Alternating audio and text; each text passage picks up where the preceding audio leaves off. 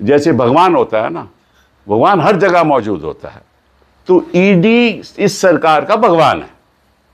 जब चाहें कहीं भी जा सकता है, हर जगह मौजूद है।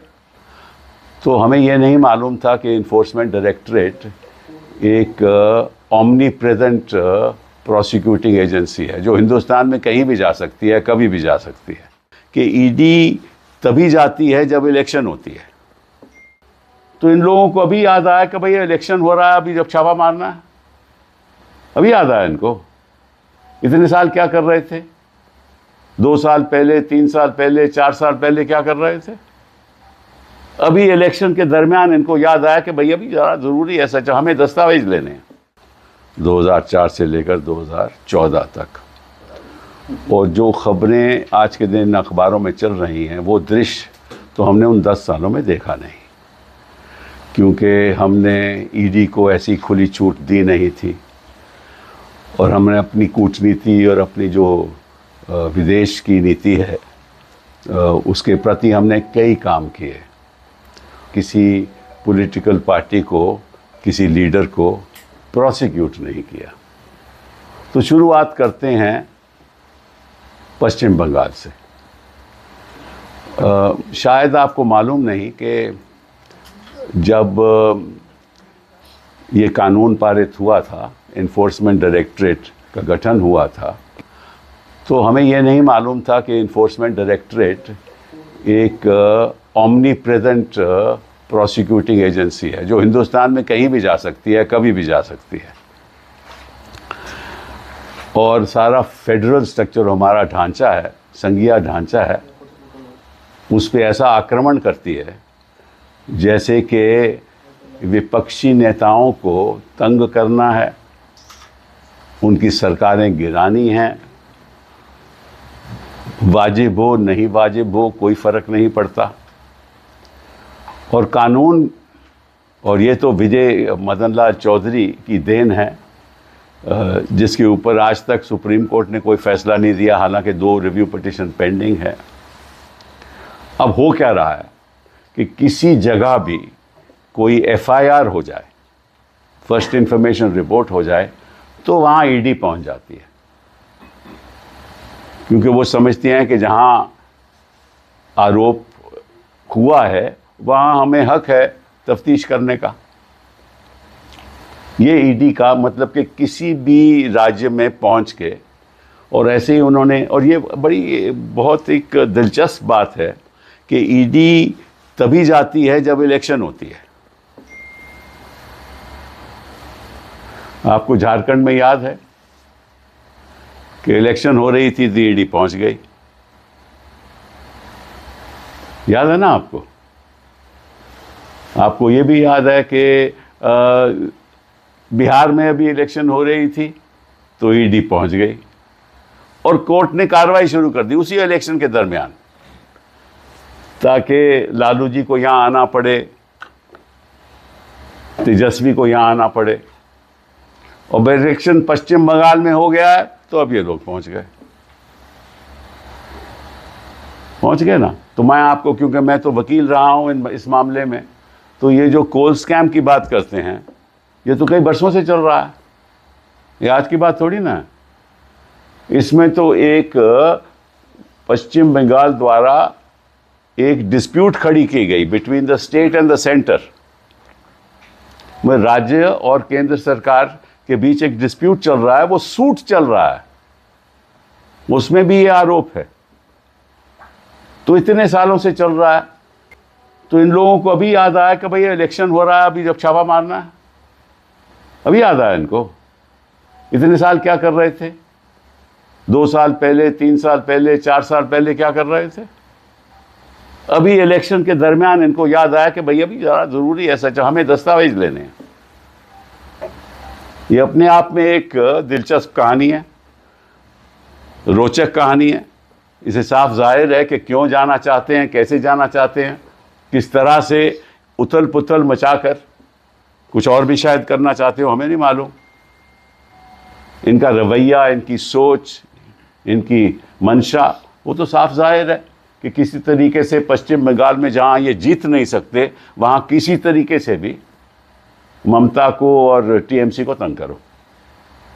ये तो साफ जाहिर है। मैं एक और सवाल पूछना चाहता हूं आपके द्वारा, वो ईडी से पूछना चाहता हूं कि चलिए आपने कहा कि यहां कोल स्कैम का कोई कागज होंगे, कोई दस्तावेज होंगे, मान लिया, चलिए, तो फिर आपको सारी फाइलें तो नहीं आप ले जा सकते, फिर आप उसी फाइल को ले जाओगे ना जहां कोल स्कैम की बात हो। तो ये किसको हक है कि आप कहीं पहुंच जाओ और सारी फाइलें उठा लो? ये तो कोई हक नहीं ना किसी को बनता, किसी भी प्रोसिक्यूटिंग एजेंसी से हक नहीं बनता था। कोई आपके घर में आए और ये तफ्तीश करने आए कि साहब ऐसे आपके यहां सुना है कि कैश है, मान ले, एक उदाहरण के तौर पे कहता हूं, तो कैश के अलावा वो सारी फाइलें ले जाएं, कंप्यूटर ले जाएं, ये तो हक नहीं बनता ना। वो तो कैश को ही देखेंगे ना, और कैश मिलेगा तो ले जाएं, पर वो कंप्यूटर भी ले जाएंगे, आपकी रिटर्न्स भी ले जाएंगे, फिर आपसे सवाल पूछने लगेंगे। आप कैश ना मिला ना तो जो भी मिलेगा उस पर सवाल शुरू हो जाएगा, उस पर तफ्तीश शुरू हो जाएगी। मतलब कि एक ईडी ऐसा एक ओमनी प्रेजेंट, हाँ, जैसे भगवान होता है ना, भगवान हर जगह मौजूद होता है, तो ईडी इस सरकार का भगवान है। जब चाहे कहीं भी जा सकता है, हर जगह मौजूद है और कुछ भी कर सकता है। सीबीआई भी वैसा ही है, इसमें कोई अंतर नहीं है। अगर सीबीआई पहुंचती है वेस्ट पश्चिम बंगाल, वही नजरिया है, तो चाहे आईईडी हो चाहे सीबीआई हो, बात तो वही है। अब दूसरी बात आ गई कि आपने ये सर्च की, कहाँ की? आईपैक। अब सभी जानते हैं कि आईपैक तो उनकी जो सारा जो इलेक्शन है संभाल रही है, सब जानते हैं, लिखित रूप में इनको सभी को मालूम है। तो आईपैक जाने के लिए पीछे वजह क्या थी? कोल स्कैम। तो अगर कोल स्कैम वजह थी तो कौन से आपने दस्तावेज लिए? आप तो ये पूछ सकते थे ना वहां जाकर के, हमें बताइए कहां आपके दस्तावेज है, और अगर कोल स्कैम की वो बात है तो हमें बताइए, दिखा दीजिए। लेकिन आप फाइलें तो नहीं उठा सकते। और ये गलती सुप्रीम कोर्ट की है, क्योंकि आज तक उन्होंने ये कानून को इस बारीकी से देखा ही नहीं, और विजय मदनलाल चौधरी की जजमेंट है उसके प्रति जो 2 रिव्यू पिटीशन पेंडिंग है, जहां कई ऐसे सवाल उठ रहे हैं और हमने उठाए हैं, उसका आज तक फैसला नहीं हुआ। हालांकि 2 बार हियरिंग हो चुकी, अजर्न होता रहा। तो अगर कानून का और कानून की बारीकियों का फैसला नहीं होगा और ये भगवान का हक इस सरकार को दिया जाएगा, तो निश्चित रूप से उधम तो होगा ही। लोग तो अपना बचाव करेंगे ना। अगर घर में आकर कोई घुसकर आपको मारना चाहता है तो आप डिफेंड करोगे ना भैया, कि आप ये गलत कर रहे हो। हम तो ममता के साथ हैं, हम तो इस सरकार के खिलाफ हैं। हम ये जो चल रहा है ना, हम बिल्कुल खिलाफ हैं, क्योंकि हमारा संघीय ढांचा खत्म हो जाएगा। इन्होंने केरला चीफ मिनिस्टर के खिलाफ शुरू कर दिया है, हमें मालूम है, वो कोर्ट में भी चल रहा है। Kerala chief minister, that matter is also pending in court. They've started all that also. Which chief minister have they left? Have they not? In Chhattisgarh, our Congress chief minister again, his son was arrested. अभी हमने bail करवाई.